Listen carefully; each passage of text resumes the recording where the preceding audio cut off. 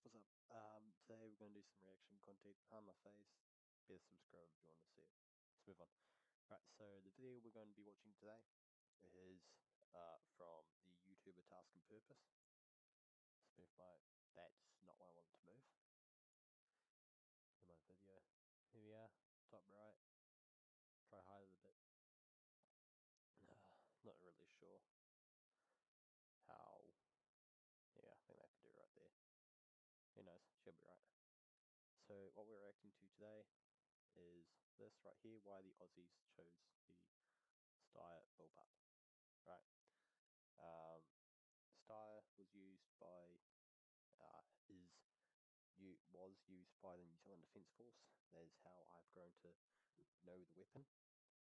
I know a lot of people that use the Steyr with mixed reviews, going from how inaccurate it was to how easy it was to patrol with. I've talked to multiple service members within the New Zealand Defence Force and within the Australian Defence Force on their option of the weapon system. So I will leave Task and Purpose. Will leave the video and the channel in the description. Let's get to it. G'day warriors, let's talk about our mates down under in the Australian Army. So I'll just pause it right there. That right there is a speed loader, in case you didn't know. That's the basic plastic magazine, base plate there, got the spring. Right here, this is actually a Steyr that's classified as an EF88. I'm not sure what it stands for. Actually, give me a minute.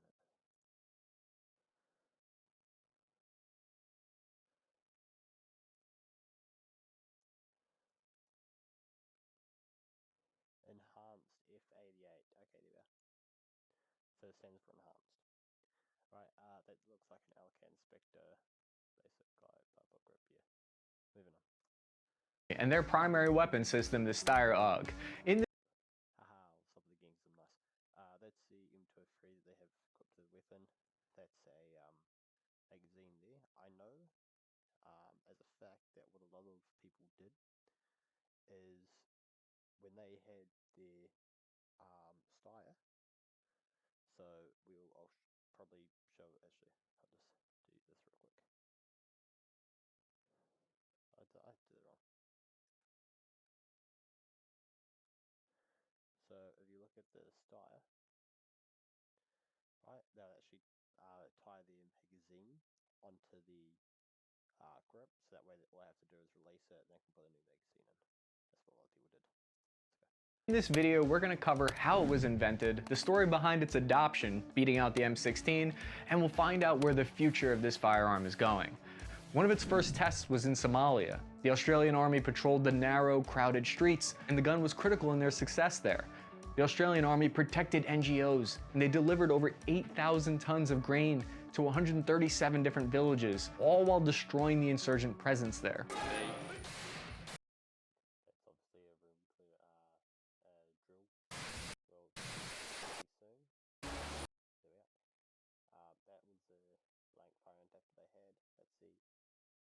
Minimi, or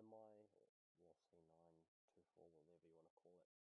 I believe they classify it as the F98, maybe? Or F98, I don't know. Something like that. The firearm will always be a part of history, since it was the first bullpup to be adopted by a major military.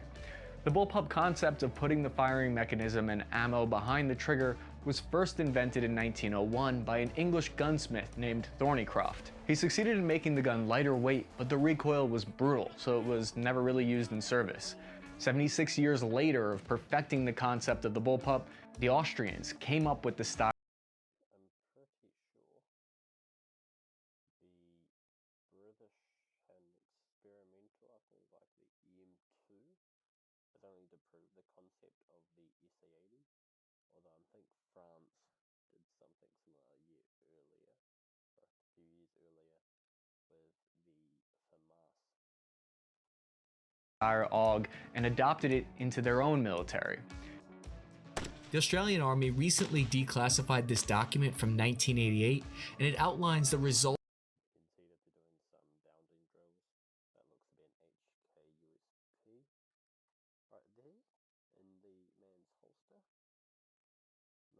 could also be a brand high power. Of their competition between the Steyr AUG and the Colt M16A2. It states all of the Aussies' official reasons for why they chose the Steyr AUG as their main rifle. You know it's an Australian military document because it literally has a picture of a kangaroo eclipsing two swords on the cover page. When I read through the 200-page document, I could Not sure what that is there. That port right there, going down the side, is the gas regulator. I think that dome right there is an attachment for a flashlight. Not sure on that one though. could clearly hear the Australian Army's love for the Steyr AUG that actually extends all the way to today. The summary says, quote, "The results clearly demonstrated that from an engineering viewpoint, the performance of the Steyr was significantly superior to the Colt M16A2 in most respects, particularly in terms of endurance and adverse conditions. The Steyr AUG A1 is recommended as the system most closely satisfying the requirements and is considered suitable for introduction into service without modification," end quote. You can see the testers believed the AUG was infallible. Quote from one of the testers, "AUG, more like AUG yeah. In all of the data presented here, it shows the AUG outclasses the M16A2 in every single category from accuracy to reliability. They make it easy to Also, with the M16A2, they would need to buy additional optics for it. So here's a side by side, right? The M16 is longer because if you've got a bullpup mechanism, the barrel goes from about right here to wherever it ends. With a traditional layout, it goes from about right here to there, so it's a pretty long barrel. A bullpup makes it extremely shorter as well, and it's something really important. Right? And also, as you can see, they have to buy additional optics instead of going like the Russian army and not having any optics at all. If they got the Steyr AUG A1, okay, there's a 1.5 times magnified sight on the weapon system. So, you've already got that sight there. Also, weird photo. see a side-by-side pass-fail rundown. The Steyr passed all of them while the M16A2 took the struggle bus through the whole competition. I'm not surprised the American Colt M16 failed that one test category titled "Go on a 200-mile walkabout, then successfully chug a six-pack of Fosters while riding a kangaroo." By all accounts, from military analysts to soldiers, this weapon system has performed great in the Australian Army. The only real complaint that you ever see is with the gun's tough trigger pull. The original heavy trigger pull was a problem. It was a heavy 9 pounds.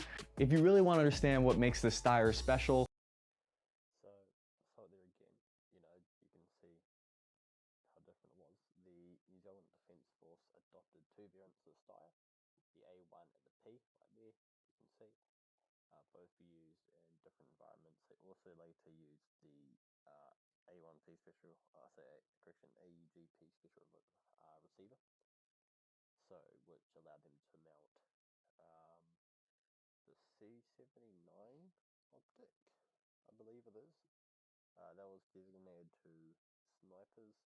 They had ACOGs, echogrammas, a few other sites I forgot the name of.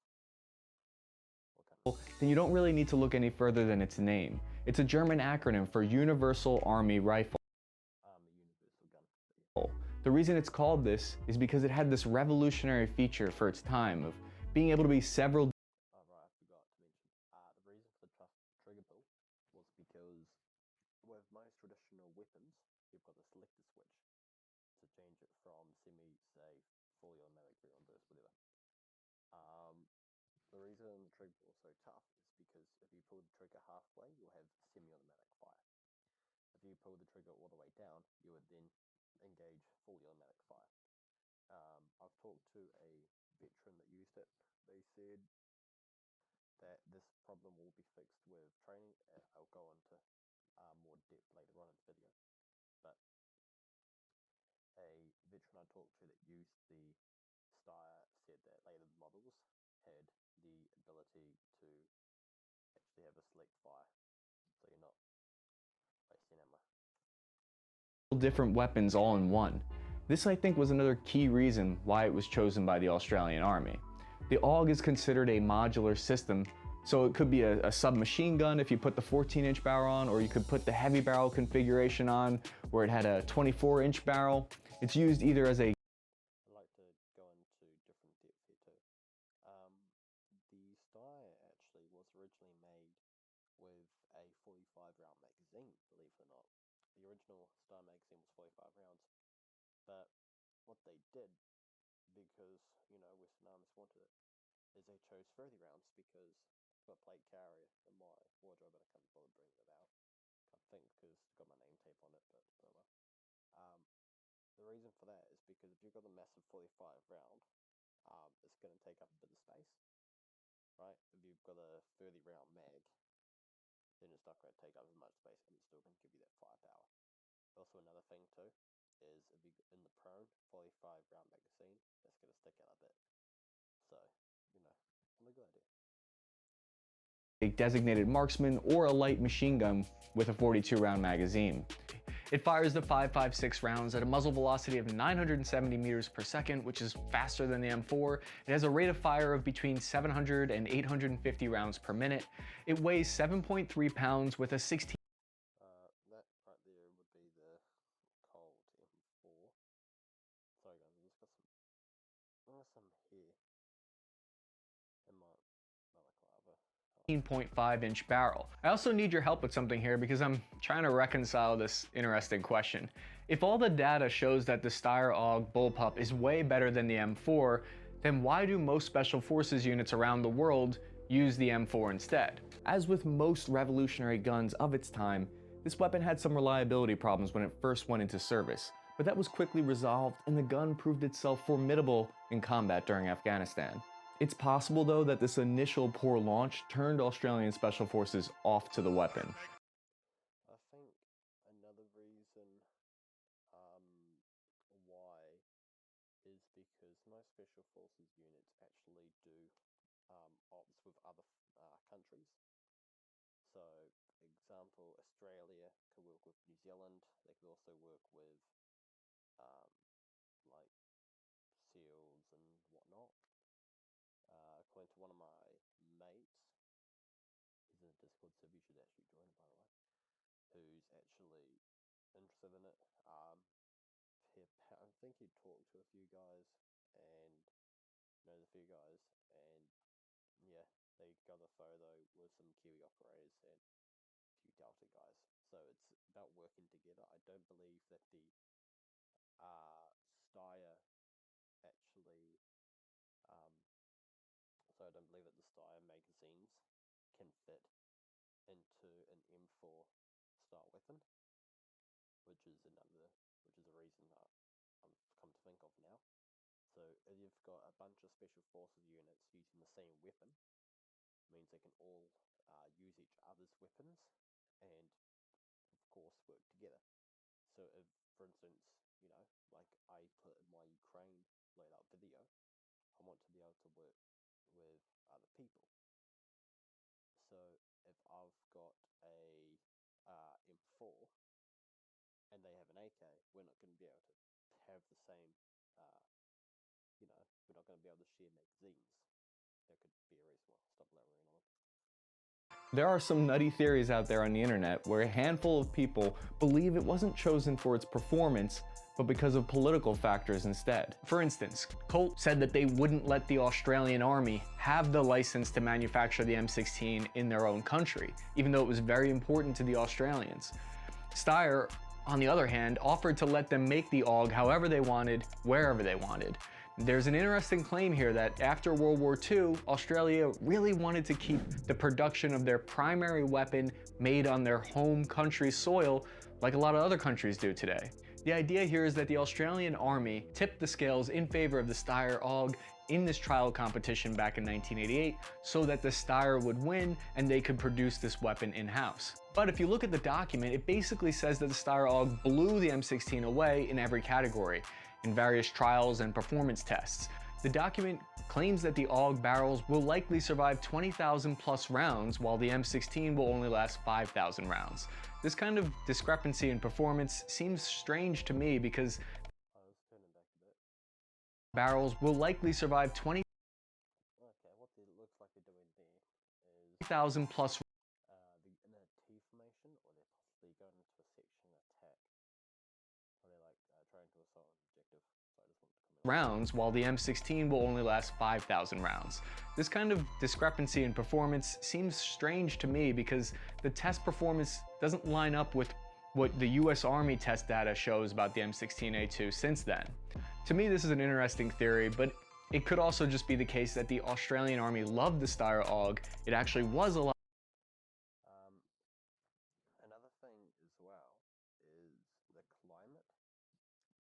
Because Australia is in the southern hemisphere, right, and you've got America that's in the north, and the climate is extremely different. Okay, Australia is not going to have the same terrain as New Zealand. Okay, vice versa. America is not going to have the same terrain as Australia. So there is that thing going on there. A lot better than the M16A2, and it's just the cherry on top that they could produce this within their own country. Okay, I might as well think about this now. I believe Australia does have a variant of the M4 in service, or the M4 Block 2, whatever. I think they call it like the R5, Romeo 5 maybe. That is usually issued to special forces. You've got security forces as well, I believe, use the weapon. The new JTACs, or Joint Terminal Air Control Party, and a few other things I forgot. The only piece of small evidence that goes against this, though, is that the Australian SF units, like the Special Air Service Regiment, they all use the M16, the M4 AR platform, or other traditional guns instead of the bullpup, or AUG, as their primary weapon. Why is that? Another thing that I could probably comment on too is with the stock, right, if you're in close quarters, you can't, what a lot of people do is they would either, when they move it in, they would move their, tilt the weapon sideways and bring it in so it's resting on their shoulder, or they'd put it over their elbow. You can't really do that with a Steyr. It's extremely back heavy, something I know. It's easy to patrol with, again, comments from veterans. So you can't really hoist it up there and still maintain eyesight on the target. I mean, there was obviously a huge incentive for the Australian Army to keep production in their own country. It makes them not dependent on outside influence, and New Zealand, it's finally on the map, yay. allows them to create a whole military-industrial complex, which I've heard can be sort of profitable. The Australian Army Aha, Kiwis patrolling. So that right there, mate, that right there, friends, is a Kiwi soldier using his New Zealand disruptive pattern material that was phased out in, I believe, 2013 for the MCU, or multi-camouflage uniform. He is holding the Steyr AUG A1. Okay, you can tell by the side, but it's a standard version because that long barrel. You've also got a laser there. I forgot the name of it. Alan maybe. I'm pretty sure it's not a PEC. I think PEC 15s, sorry, were issued to some units, but it's seen more use now with the Mars L, which they adopted. You can also see a tan vest. has ever since then been strongly committed to their small arms manufacturing that happens in Lithgow. They've spent over $70 million in equipment and R&D in the past 10 years. Lithgow Arms employs 150 Australians, and the EF-88 weapon that they produce has led to a 95% satisfaction rate in the Australian Army. Apparently that optic right there, I'll put in my I'll say it now. Apparently that's a real optic. I'm not sure. I don't know if you guys can see, I'm sorry, but I'm not sure if it's a red dot or it's an actual ACOG. From what I've heard though, it is a real optic, which is weird. I don't know why you'd have one that small, but oh well. Army, according to defense.net. That's an insanely high satisfaction rate. If you want to buy into those weird internet theories, one possible piece of evidence that it could be right is that there's some parts in the document where testers defend aspects of the AUG that are later seen to be negative. The Australian Army lists the dual SEER 2-stage trigger as a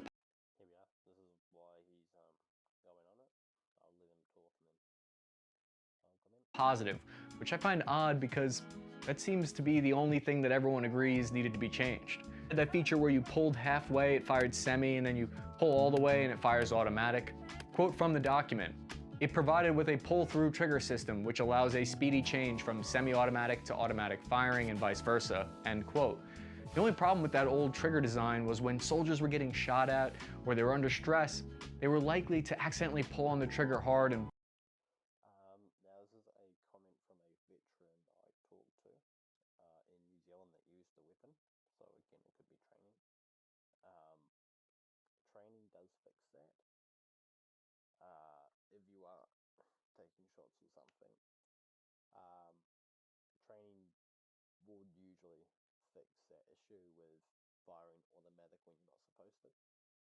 So again, this is from a veteran. Don't take my word for it. This is just what I've heard. possibly accidentally engage the automatic fire.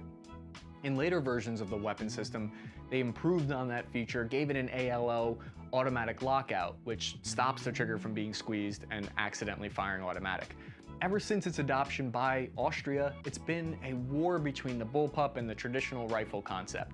France and England, shortly after that, adopted bullpups as their primary rifles.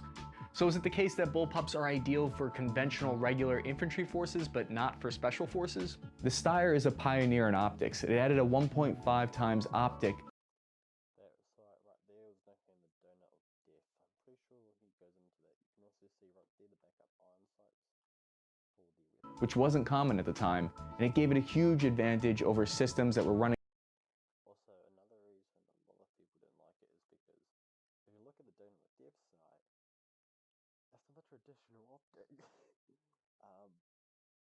Traditional optics don't have just a circle. Well, it's not an optic that's really useful. They don't. It's just a circle. You can't really, tell much. So, issue. Running with only iron sights. When you look down the scope, you saw a unique looking black circle reticle, which troops nicknamed the Donut of Death, which sounds like something that would fall out of a dusty old 80s MRE. So maybe the idea that they fudge the tests in favor of the Steyr AUG is clickbait bullshit, and the bullpup in reality is way better than the M16. If you're a fan of the FBTV YouTube channel, the Firearms blog like I am, you've probably already seen their great video on this same topic. Or Forgotten Weapons, they have amazing content on all these weapons. You should check those out, obviously. I'm sure you already have. I believe the Firearms blog were the ones that they first uploaded this version of this document for everyone to be able to read through, so we really appreciate that. One thing is for sure though, that we can all agree on. This is an iconic weapon that has proven itself worthy in combat, and it's loved among infantry around the world. It's used in over 20 countries as their primary weapon, and the Australians have no plans of switching to anything else in the near future, which means I believe the Australian Army are testing a 6.8 by 51mm version of the AUG. Also, that's the Navy. I believe it's the Navy training with the Steyr. Oh, sorry, the F-88. Yeah, F-88 right there. I believe that's what they're training with. means we're gonna keep seeing this gun in movies and video games for ages. So please remember to like this video and subscribe. I really appreciate you guys watching. I noticed that like 80% of you are lurking and So, does anyone thank you guys for watching real quick? Make sure to comment, like, subscribe. I'll leave the what's the name? I'll leave the channel, okay, of Task and Purpose in the description down below. I'll leave the video there as well. I'm sorry.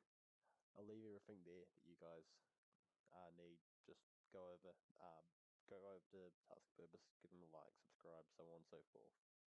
Alright, make some really, really good content, and I will probably do some more about it in the future. Anyways, thank you guys for watching. I'll see you guys next time. I just make it better so it looks bigger. If you do want to see my face revealed, you gotta hit like, gotta hit subscribe. When I get to, I don't know, I will reveal my face when we get enough subscribers, to when I can actually make money. Please. and go, I want to make money from you too.